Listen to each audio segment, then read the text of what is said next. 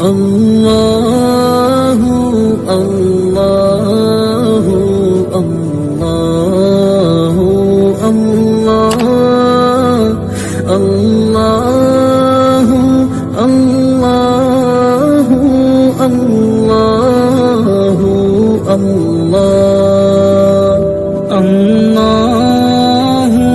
الله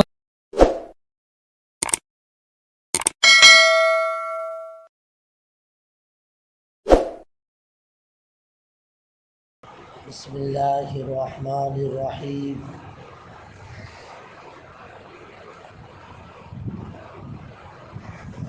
وبه روي عن الأشعث ابن سليم قال أني سمعت عمتي تحدث عن عمها قال بينما أنا أمشي بالمدينة إذا إنسان خلفي يقول ارفع إزارك فإنه أتقى وأبقى فالتفت فإذا هو رسول الله صلى الله عليه وسلم فقلت يا رسول الله إنما هي بردة ملحاء قال أما لك في أسوة فنظرت فإذا إزار إلى نصف ساقيه.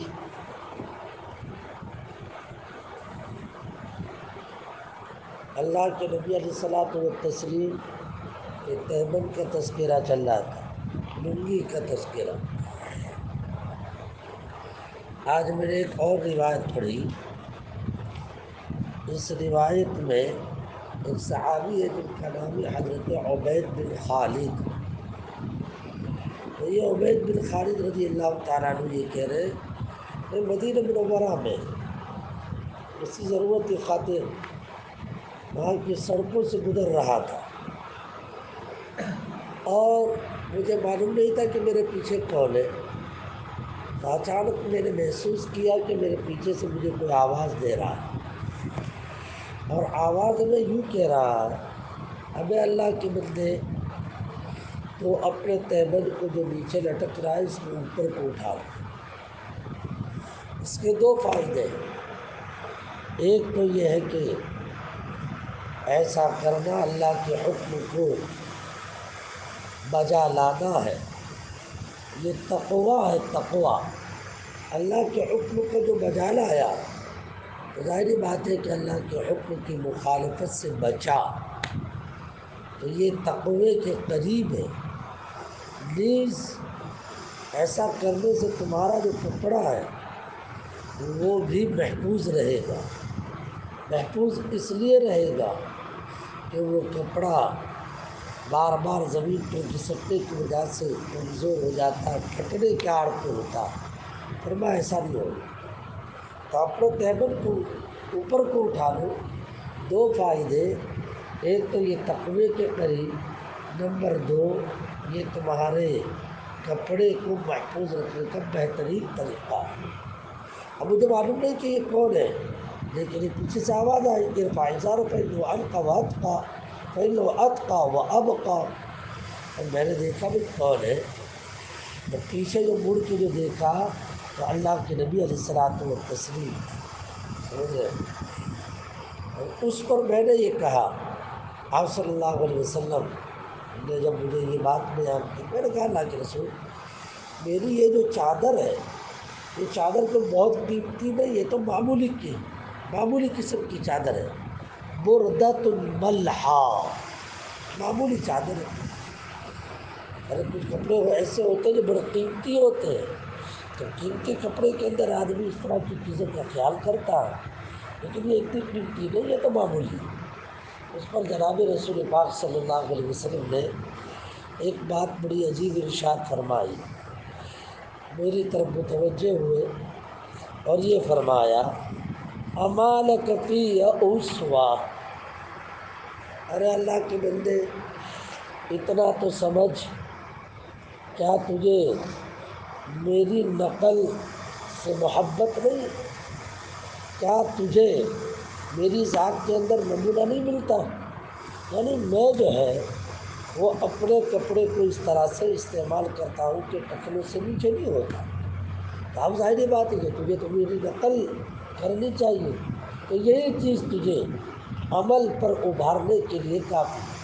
امالکتی یا اس پر میں نے اللہ کے نبی علیہ الصلوۃ والتسلیم کے جب پاؤں مبارک پر نظر ڈالی تو دیکھا کہ جناب رسول پاک صلی اللہ علیہ وسلم کا تہبند جو تھا وہ اللہ کے نبی کا تہبند وہ آدھی کنڈلی تک تھا۔ نبی جی کا تہبند کنڈلی تک تھا، آدھی کنڈلی۔ تو آقا نے فرما دیا کہ تمہیں آدھی کنڈلی تک جو ہے وہ اپنے تہبند کو لٹکانا چاہیے۔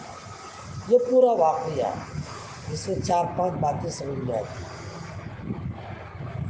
ایک بات تو یہ سمجھ میں آئی کہ وہ صحابی جا رہے تھے، پیچھے سے آقا نے تنبیہ فرمائی۔ ایک شکل تو یہ تھی کہ وہ مجلس میں آتے تب جا کر بتاتے، لیکن نہیں، اسی وقت بتا دیا۔ معلوم یہ ہوا کہ جب کسی کو غلطی پہ دیکھے اور کوئی دوسری ایسی چیز نہ ہو کہ جس کی وجہ سے اس کی توہین ہوتی ہے، تو ایسی صورت میں فوری طور پر اسے بتا دینا۔ ایک تو میں نے کل کہا تھا اصل کے وقت کہ کسی کو غلطی بتلائے تو کچھ بتائے کچھ چھوڑے، ایک بات بتائی۔ لیکن یہاں میں یہ بتا رہا ہوں کہ غلطی کرنے والے کو فوری طور پر غلطی بتا دینی چاہیے، ہے نا؟ اگر آپ نے اس وقت نہیں بتائی اور ایک آدھ کل بتاؤں گا پرسوں بتلاؤں گا، اس کا مطلب یہ ہے کہ اس کو 1.5 دن تک غلطی میں رہے، اس کو تم نے پسند کیا۔ آج نہیں بتلاتا کل بتلاؤں گا، نہیں آ رہی ہے، آج نہیں بتلاتا میں کل بتلاؤں گا، تو کل بتلاؤں گا تو اس کا مطلب یہ ہے کہ آپ نے یہ 1.5 دن تک وہ غلطی میں رہے، اس کو پسند کیا۔ تو غلطی کسی آدمی کو گناہ میں غلطی کے اندر رہنے دینا اور اس کو پسند کرنا یہ بھی بہت بڑی برائی ہے۔ فوری طور پر بتا دینا، لیکن ہاں اتنا دیکھو کہ اس کی وجہ سے اس کی توہین نہ لازم آتی، اس کی وجہ سے جو ہے اس کی سب کے درمیان بہت بڑی بے عزتی نہ ہو۔ ایک بات۔ دوسری بات، کسی کو برائی سے اچھائی پہ لانا ہو تو فقط حکم نہیں دینے کا بلکہ فضیلت بھی سنانے کی۔ دیکھیے غلطی تھی کہ کچرے سے نیچے تھا، آقا صلی اللہ علیہ وسلم نے فرمایا کہ میں لنگی کو اٹھاؤ اور 2 فضیلت سناؤ، ایک تو اتقا و ابقا، یہ 2 بات۔ نمبر 3، معمولی سی غلطی سے اور معمولی برائی سے بچنا یہ بھی تقویٰ۔ اللہ کے نبی علیہ السلام دیکھے فرمایا بھائی تمہارے ٹخنوں سے نیچے کپڑا لٹکا، اس کو اوپر اٹھاؤ، یہ تقوی کا سبب ہے، تقویٰ، سمجھیے نا؟ ہاں، تقوی کا یہ مطلب نہیں کہ کوئی بہت بڑی بڑی غلطیاں ہو اس سے بچو، چھوٹی چھوٹی غلطی سے بچنا یہ بھی تقویٰ۔ ایک بات اور سمجھ میں آئی، وہ یہ ہے صحابی نے کہا اللہ کے رسول صلی اللہ علیہ وسلم یہ معمولی سی چادر ہے اگر پھٹ بھی گئی تو کیا ہوا؟ تو آپ صلی اللہ علیہ وسلم نے ان کو شوق جو دلا اس کام پر، کہ پہلے تو تھا کہ بھئی اس سے تقویٰ پیدا ہوتا ہے تمہارا کپڑا محفوظ، لیکن جب یہ کہہ دیا تو آقا نے فرمایا ارے بھائی میں اتنا تو سمجھ کہ میں اس کو پسند کرتا ہوں، کہ تمہیں مجھ سے تعلق ہے تو تعلق رکھنے والا تو اپنے محبوب کی نقل اتارتا ہے، تو تمہیں ہماری نقل اتارتے ہوئے اتنا کرنا چاہیے۔ امالک فی اسوہ، کیا تیرے لیے نہیں ہے مجھ میں نمونہ؟ یہیں سے ایک بات یہ سمجھ میں آئی کہ اللہ کے نبی علیہ الصلوۃ والتسلیم کے ساتھ اگر محبت ہوتی تب جا کر آدمی کام میں بھی لگتا ہے، برائیوں سے بھی بچتا ہے۔ جیسے محبت نہیں ہوتی نا، وہ کام میں بھی نہیں لگتا نہ برائیوں سے بھی نہیں بچتا۔ یعنی یہ معیار بتلا رہا ہوں کہ اپنے کو اگر نیکی کی رغبت نہیں ہوتی تو یہ سمجھ لینے کا نبی سے محبت نہیں، یہ خواہ و خواہ کی منہ کی پھینک ہے۔ اللہ کے رسول سے بہت محبت، بہت بہت بہت بہت کچھ نہیں۔ برائیوں میں پڑا رہا، اس کا مطلب یہ کہ محبت رسول میں کمی ہے۔ جیسے نبی کی محبت وہ تو عامل فارغ سب بالکل بند کر ہر نبی کی کاپی اختیار کر۔ اس لیے اللہ کے نبی علیہ السلام نے ایک ہی بات کہی تھی، ہمارا کبھی یئوس ہوا۔ نبی جی کو معلوم تھا کہ میرے صحابہ جو ہے وہ میری کاپی میری نقل کرنے میں نمبر 1 پر ہے، اس لیے کہ انہیں تو میری محبت نبی کی محبت کو میں نہ معلوم کیسے کیا کر ڈالا سکے۔ جیسا حضرت ابو عبیدہ بن الجراح ایک صحابی، اللہ کے نبی علیہ الصلوۃ والتسلیم کی محبت کے اندر دانت توڑ دیے۔ میرے آقا تاجدار مدینہ سرکار دو عالم صلی اللہ علیہ وسلم کے رخسار میں 2 کڑیاں گھس گئی، تو کڑیوں کو نکالنے میں ان کے جو دانت توڑ دیے۔ تو لکھا یہ ہے کہ اللہ پاک نے محبت میں یہ سمجھا، تو لکھا یہ ہے دانت کے یہ 2 دانت جو اکھیڑ دیے گئے، یہ 2 دانت اکھیڑ دینے کے سبب، اکھڑ جانے کے سبب کہ اتنے حسین و جمیل لگتے تھے، دانتوں کے ساتھ اتنے حسین و جمیل نہیں لگتے تھے۔ کتابوں میں لکھا ہے دانت کے بغیر۔ حضرت انس رضی اللہ تعالیٰ عنہ یہ فرماتے ہیں، آپ صلی اللہ علیہ وسلم کے ساتھ دعوت میں گیا، دعوت میں اور کھسانے والے نے شوربہ میں اس کے اندر کدو کا شوربہ بنایا اور کھانے لگے، تو آپ صلی اللہ علیہ وسلم کدو کی قاش دودھی اس کو جو ہے تلاش کر کر کے کھا رہے دودھی۔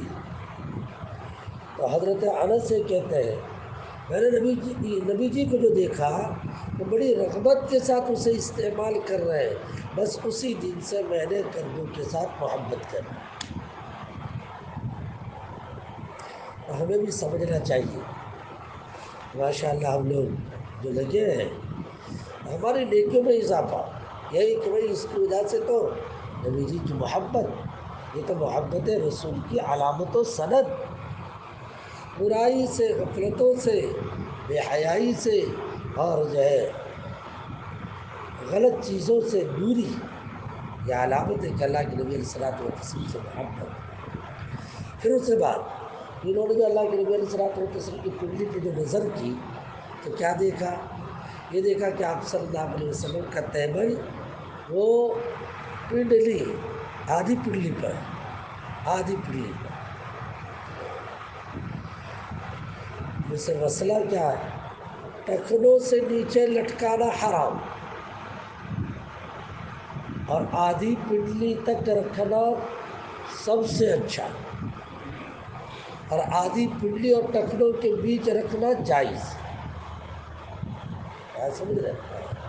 یہ ہے پنڈلی، یہ پنڈلی کہلائے، یہ آدھی پنڈلی پہ رکھنا سب سے اچھا، یہ ٹخنوں سے نیچے رکھنا حرام اور آدھی پنڈلی اور وہ ٹخنوں کے بیچ یہاں تک رکھنے کی اجازت۔